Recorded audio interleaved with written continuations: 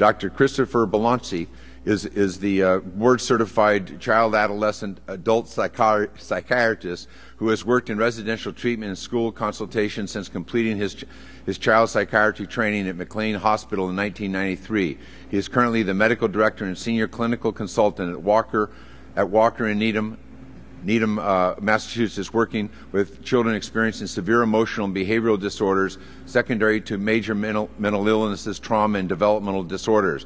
Dr. Bellonci is on the Mental Health Advisory Board of the Child Welfare League and is a board member of the American Association of Children's Residential Centers. Mr. Chairman and members of the committee, I am pleased to be here in support of your proposed legislation, the Stop Child Abuse in Residential Treatment Programs for Teens Act of 2008.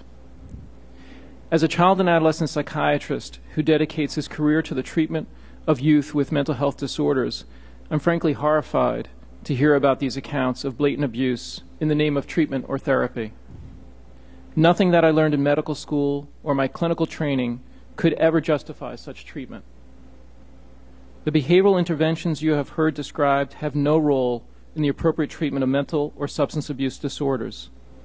As you're hearing, this is trauma-inducing and not trauma treatment.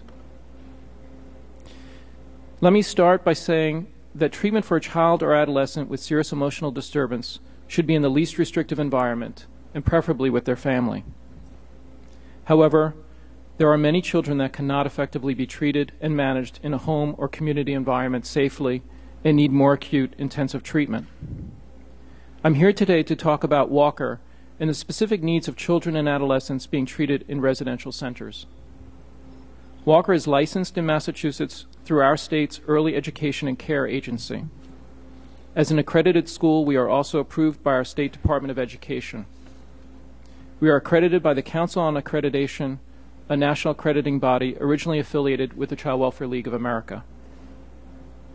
Our licensing and accrediting agencies all require frequent renewal and on-site visits by representatives of these various regulatory bodies.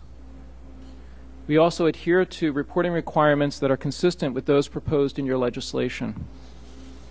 EEC has clear guidelines for adherence to civil rights that would prohibit restriction of access to mail, family visits, or phone calls. We do not utilize wilderness programming or boot camp experiences. We would never allow other children to restrain other children.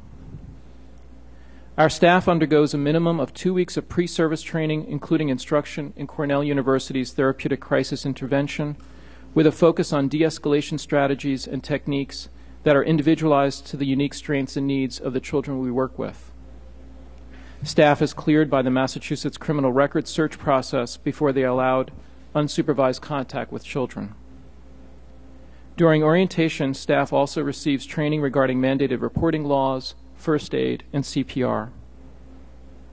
Walker has explicit policies outlining unacceptable forms of discipline consistent with those in your proposed legislation that would never allow the sorts of treatment that you're hearing described today.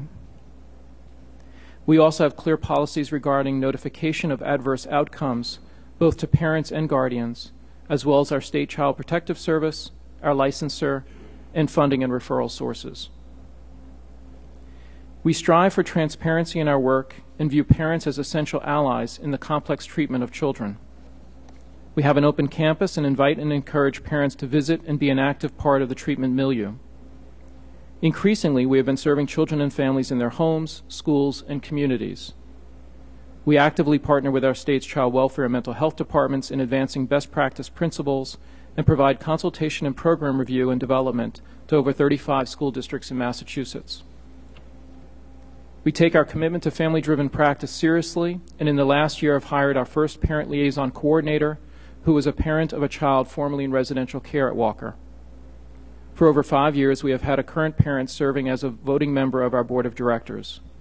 We also have an active parent council and run parent support groups for all interested families. I work directly with most of the children served in our residential program, providing psychiatric treatment. It is against my ethical and licensing requirements to make a medication change without first discussing the risks and benefits of the proposed treatment and obtaining informed consent. In this regard, I'm frankly concerned that your legislation may not go far enough, as it calls for notification to parents within 24 hours of a medication change after that change has already been made, when it's quite clear standards of ethical practice require the informed consent to be obtained prior to any removal or addition of a medication except in emergency situations.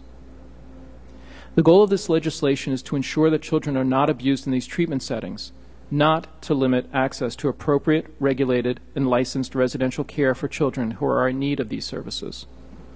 Licensing creates a baseline of expectations to which all programs within a state can be held accountable. Effective licensing requirements help promote client rights, staff competence, quality improvement, and consistent practice. They provide the constants, the solid ground from which innovative and transformative practice can be launched. They also provide a degree of safeguard against the potential harm to children, events of a type that can undermine efforts to create meaningful change. All of us working in licensed residential centers should support this goal. All residential treatment programs should provide for all of the child's developmental needs, including mental health care, physical health care, and educational needs, be licensed within the states where they practice, and adhere to national standards, encourage parents to be active parts of the treatment teams for their youth, and employ a well-trained, multidisciplinary, culturally competent staff. Thank you for raising this important issue, and when it's appropriate, I'd be happy to take questions.